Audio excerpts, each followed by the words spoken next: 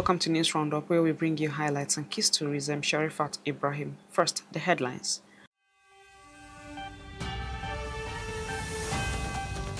Federal government terminates multiple contracts on Abuja-Lokoja road. Governor Ododo meets security heads in Kogi. Twist and tones as contenders emerge on March Day 5 of UEFA Championship League. Now the news and details. The federal government has terminated several contracts on the Abuja-Lokoja highway, citing poor performance and extreme delays by contractors handling key sections of the project. Minister of Works David Umahi announced the decision following a project's review meeting in Abuja. The projects affected by the termination includes the culverts and drain section handled by Sadogi Nigeria Limited, which is at 39% completion despite spending 112% of its allotted time. A similar situation occurred on Section 4A managed by Venus Construction Nigeria Limited, which delivered 33% progress while overrunning its timeline by 131%. The federal government also mutually terminated the reconstruction of the Okene-Ajakuta-Itobe Road awarded to CCECC Nigeria Limited. That project had achieved only 2% progress even after 146% of the scheduled time had passed.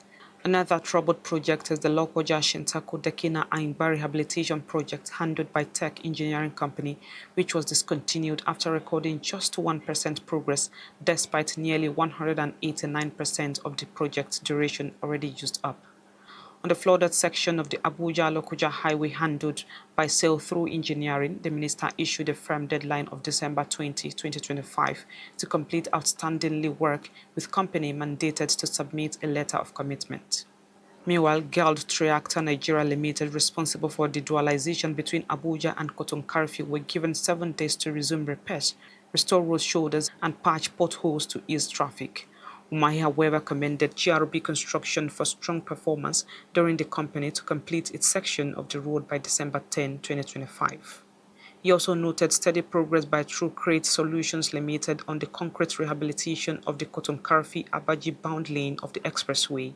Meanwhile, the minister has ordered a full compilation of all terminated contracts and outstanding works on the Abuja-Lokoja corridor for immediate emergency intervention. He assured the public that the government is working to restore the highway to a safe and motorable condition as soon as possible.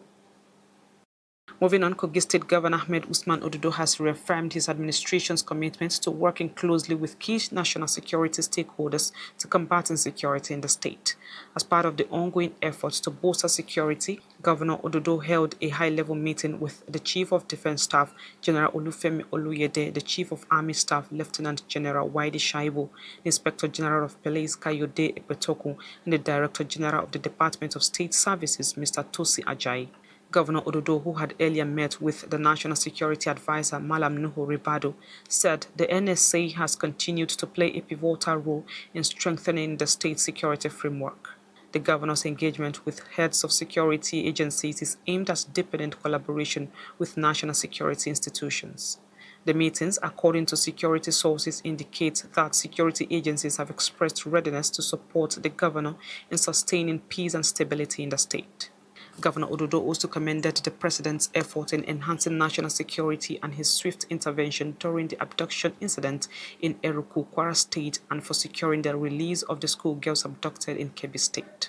He noted that the president has continued to work relentlessly to secure the release of other Nigerians kidnapped in other parts of the nation and to stamp out violent crimes from Nigeria. Governor Ododo has recently remodeled the state security architecture, giving greater prominence to local vigilante groups and hunters as the first line of defense in communities. And the Kogi State government is set to begin full digitalization of its geographic information system and all processes of land administration in the state. Victoria Stephen has a report.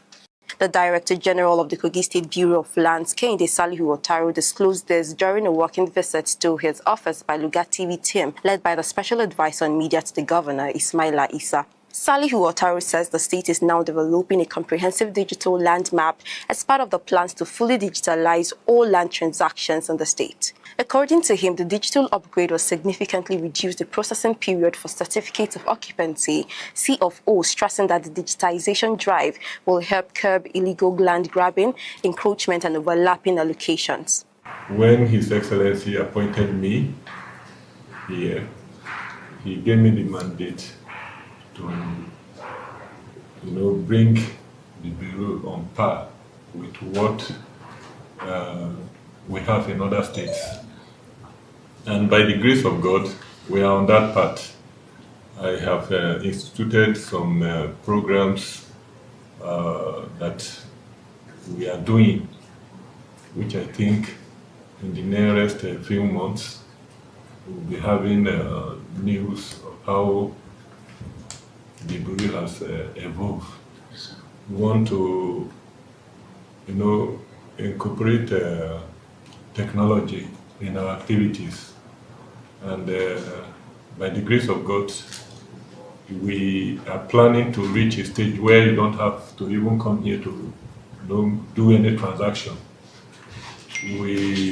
Our GIS platform, which was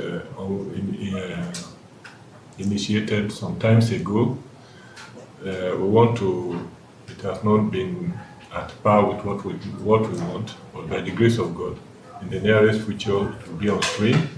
He further noted that the lack of accurate records had contributed to the misuse of the 16-kilometer radius reserved for government administrative development in the state's capital, with some traditional rulers unlawfully allocating land within the zone.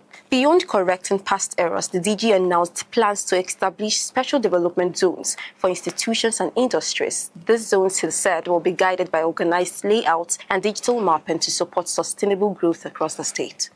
Aligning the reforms with Governor Ahmed Usman Ododo's development agenda, Otaru stressed that a digitized land management system is critical to enabling the state's industrial, infrastructural, and socio-economic development. The news roundup is coming to your Luga TV. We'll be back shortly. Stay with us. On January 27, 2024, Governor Ahmed Usman Ododo became the 5th executive governor of Kogi State, signaling a new era of development. His vision was clear: to foster sustainable development, prioritize the needs of the people, and promote unity among the state's diverse communities. In the education sector, Governor Ododo's administration has improved schools, provided scholarships for students, and prioritized teachers' welfare. The governor has built and revamped several primary healthcare centers across the state and equipped them with modern facilities. Under Governor Ododo's leadership, Kogi State has witnessed improved security and enhanced collaboration among its diverse communities. Governor Ododo's commitment to economic empowerment is also noteworthy. His administration has launched programs to promote entrepreneurship, particularly among young people in the agricultural sector. His administration has boosted food security by providing modern farming tools, fertilizers, and support for smallholder farmers. Kogi State stands stronger, united, and ready to take on the future under the administration of Governor Ahmed Usman Ododo. When the world shifts, we are there. From Kogi to the global stage. Hello, welcome to News Roundup, where we bring you highlights and key stories. I'm Sherifat Ibrahim. Every headline, every heartbeat, every victory. News Roundup delivers the stories that shape our lives. Not just the news, but the pulse of now. Politics, people, power plays, and the passion of sport. All brought to you with speed, accuracy, and unmatched clarity. Fast, fearless, and unfiltered. News Roundup every weekend, every story. Only on Luga TV. Welcome back. The All Progressives Congress in Kogi State has released the official timetable for its 2026 local government primary elections for chairmanship and councillorship aspirants in the state. Tosin Toluwaloju has more. APC State Party Chairman Honorable Abdullahi Bello, who unveiled the timetable at a media briefing in Lokoja, says the sale of nomination and expression of interest forms begin Thursday to 27th of November 2025 and run through Monday, December 1st, 2025. He noted that the submission of completed expression of interest and nomination forms is set for the 2nd of December 2025. It disclosed that aspirants for the positions of council chairmen and councillors will be screened on December 3rd and 4th, respectively, after which the list of qualified candidates will be published by the party. Honorable Bello added that the party has also made provision to hear appeals from any disputes arising from the screening exercise on the 5th of December 2025. He said party's primary elections for local government chairman and ward councillors will take place on December 6, 2025, with results to be announced same day after verification of all results. The sales of forms commenced 27th of November, while it closes 1st of December. Submission 2nd and 3rd. Screening December 4th. Appeal and final list of aspirants. That's screening, appeal, and the final list of aspirants, successful aspirants, December 5th.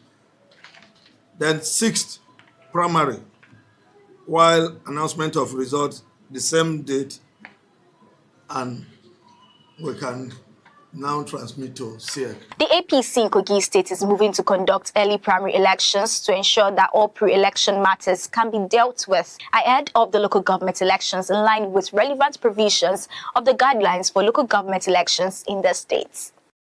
Governor Ahmed Usman Ododo has been honored with the prestigious Excellence Award by the Kogi State Council of the Trade Union Congress. The award is in recognition of the commitment of Governor Ododo's administration to consistently improve workers' welfare, strengthen institutional transparency, and promoting a culture of responsible governance in the state.